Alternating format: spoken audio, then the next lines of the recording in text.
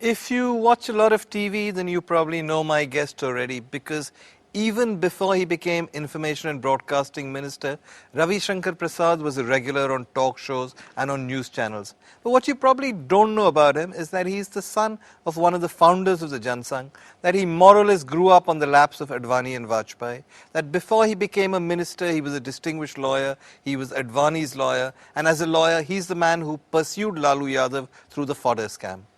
That's true. Most people don't know that about you, do they? Thank you. That's all I can say that. Tell me about your childhood. I didn't realize that until very recently, that your father was one of the original Jansanghis. You see, my father, late Mr. Thakur Prasad, was a truly self-made man. Born in a simple middle class, Jansangh was formed. He was also picking up into law practice. Those were hard days. But he was a man of great commitment, a truly self-made man. And he really fought his way up. Okay. Became an eminent lawyer of Bihar, was the president of Jansangh for 10 years.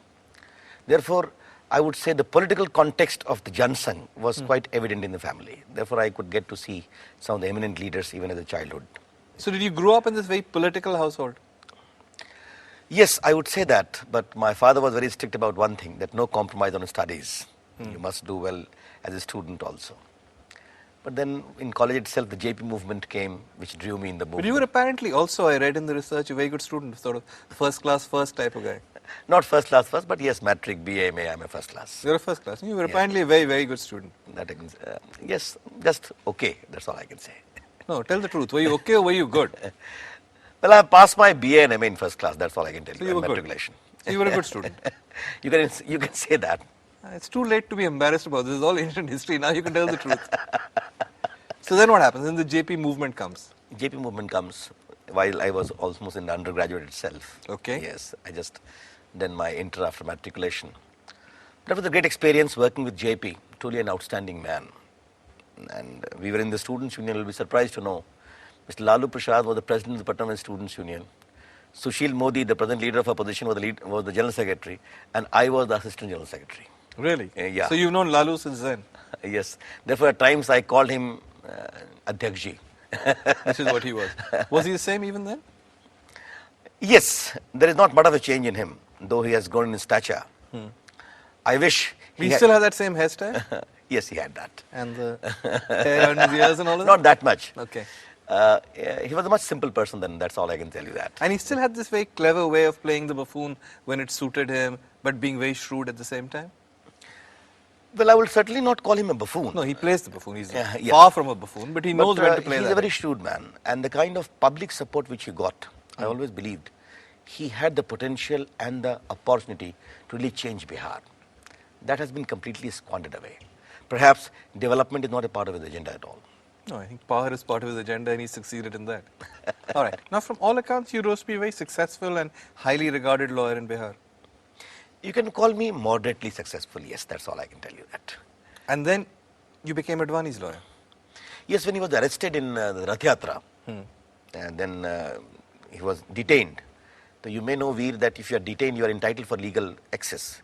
The Chief Secretary asked him, would like to have any legal counsel. He said, call Ravi Shankar from Patna High Court. Then I went to meet him in Masanjor. And he was very keen that he don't want to be released.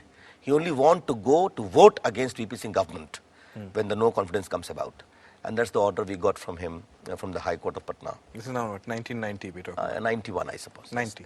90, 90 is when the VP Singh yeah. government falls. At this stage, you're not into politics? Are you just a lawyer? No, I was an activist. RSS background is certainly there. I was in ABVP for close to 10 years in the movement part.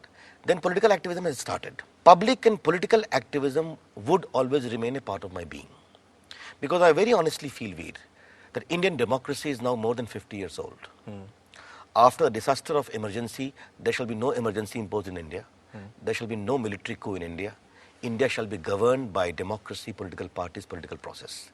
Therefore, we need to invest in democracy. No, that's very high-minded. But for you, when you're planning your career, you've got to decide. You can make a lot of money as a lawyer, or you can go into politics, which is much more uncertain. No, yes.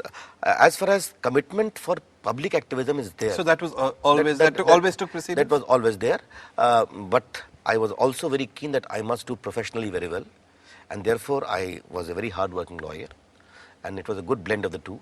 My clients also knew that when elections are around, Ravi Shankar, you will be busy in the elections. It's a pretty charmed life, isn't it? You stand for election once, you win, you're what? You were made first deputy minister, or you became straight away an MOS? Minister of State. You became an MOS what, within 2 years of parliament? 1 year to be Within precise. 1 year. To be So it's precise. pretty much a charmed life, isn't it? Let me tell you, Veer, I was my organizational profile has been very long. For 2 terms, I was the All India Vice President of the Youth Wing of the BJP. Yeah. I was a member of the National Executive for 6 years. I was a member of the Central Disciplinary Committee of the party. Yeah, but these are all just party posts. No? Yes. If I was to do a book called Ravi Shankar Prasad, The Years of Struggle, it'll be several empty chapters, no? No, you cannot say that. Where was the struggle? I would say that the party decided that I must get the ticket only in 2000. That's all I can tell you that. But having given you the ticket, they thought so highly of you, they made you a minister in virtually no time. Well, that's the greatness of the Prime Minister. Maybe he noted my performance in the Parliament, or the party noted. That's all I can tell you. And then they gave you INB, which is a very, very crucial ministry as well. Veer, I would say I always allow my work to speak for me. Well, you can't on this program because we've got 2 more segments, so you better speak for yourself. But since you've became INB minister, the record has been mixed, hasn't it? Some successes, some failures, some humiliations. Well, that is, I leave for you and the people to decide. Yeah. Well, we will talk about it. That's 2 segments of discussing his successes, failures, and humiliations. Don't go away.